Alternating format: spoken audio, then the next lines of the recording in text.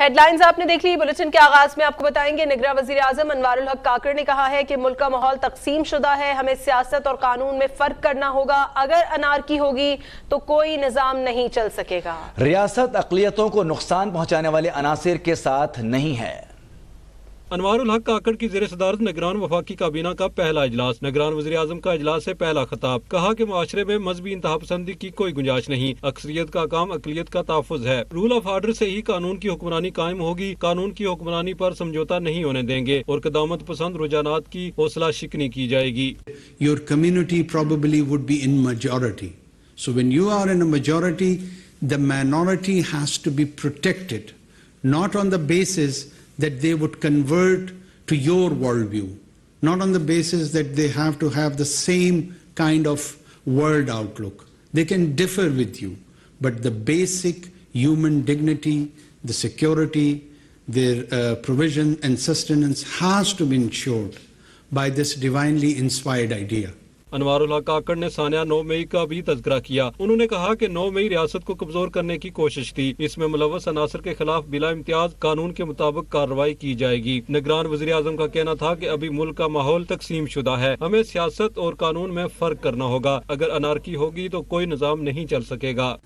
We not just condemn it, now we are in the role to ensure that justice is being done and whosoever violated laws on those days would be treated by those laws.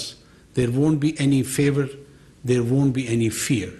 We will try to implement with justice and neutrality. انوار الحق کاکڑ نے کہا کہ پاکستان مختلف مذاہب اور زبانیں بولنے والوں کا ملک ہے. حقوق نام کی بجائے کردار اور رویے پر دیے جائیں گے. ان کا کہنا تھا کہ پاکستان زرعی اور قدرتی وسائل سے مالا مال ملک ہے. ہم مقررہ مدت میں ملکی ترقی کی بنیاد رکھنے کی کوشش کریں گے.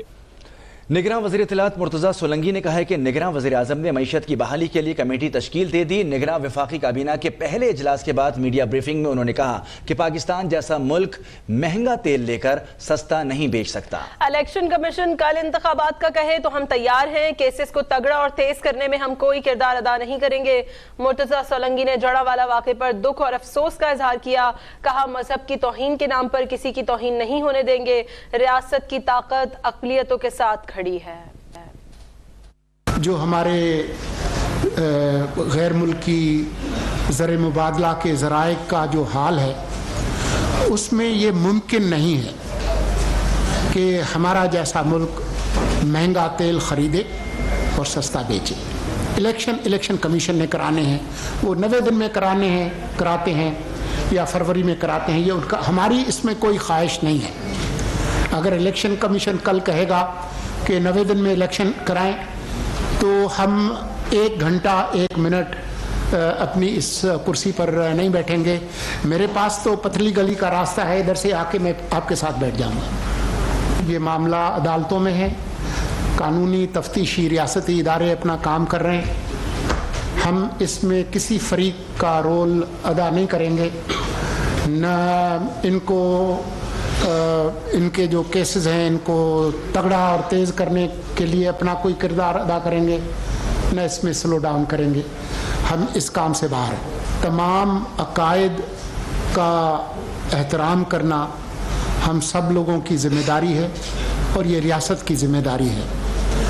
اس پر تمام لوگوں نے, تمام قائدین نے, تمام عمائدین نے دکھ اور افسوس کا اظہار کیا ہے اور مجھے یقین ہے کہ آپ کا دل بھی اسی طرح سے دکھی ہے جس طرح سے میرا دکھی ہے اور جو متاثرین ہیں ان کا دل دکھی ہے. جڑا والا میں پرتشدد واقعات کے دوران نقصانات کی رپورٹ اب تک نیوز نے حاصل کر لی ہے. رپورٹ کے مطابق جلاؤ گھراؤ کے واقعات میں 19 چرچ جلائے گئے, 86 مکانات کو جلایا گیا. کرسچن کالونی میں 2 گرجا گھر اور 29 مکانات میں توڑ پھوڑ کی گئی. عیسیٰ نگری میں 3 چرچ جلائے گئے, 40 مکانات کو نقصان پہنچایا گیا. چک 240 میں 2 گرجا گھر جلائے گئے, 12 مکانات کو نقصان پہنچایا گیا. چک 238 میں 2 گرجا گھروں کو اور 5 مکانات کو جلایا گیا. چک 126 میں 4 چرچ اور محلہ فاروق پارک اور محلہ والا میں 2 چرچ جلائے گئے. محلہ کیمپ اور ٹیلی فون ایکسچینج کے قریب 1 گرجا گھر جلایا گیا.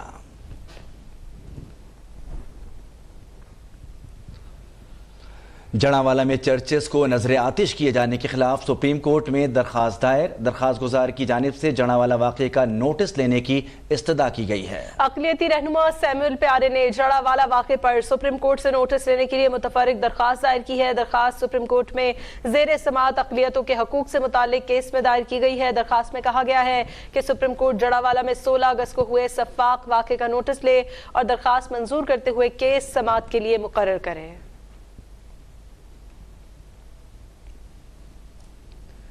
खबरों का सिलसिला जारी है, वक्त हुआ है एक ब्रेक का। देखते रहिए अब तक।